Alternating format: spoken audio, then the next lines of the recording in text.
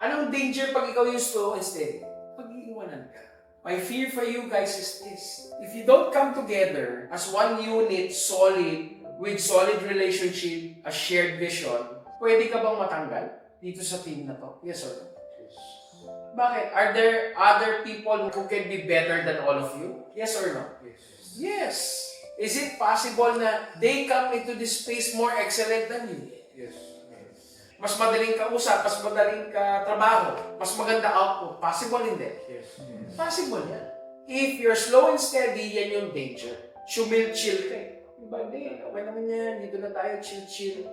And then before you know it, eto na, may bago na. Who can be better, quicker, more excellent? Kung ako yung pinaka-leader, for example, sino pipiliin ko? Parehas lang naman ng pero ikaw excellent. Mas maasahan, madali ka trabaho. Hindi ako magdadalawang isip. Unless, matibay ang relationship. Bakit? Kasi ako, I'd rather work with somebody I can trust, kahit hindi masyadong perfect ang skill, kasi yung skill pwede ma-develop. Yung attitude at saka character, medyo mahirap. So, ang tanong ko ngayon, are you the fast and consistent, or are you the slow and steady?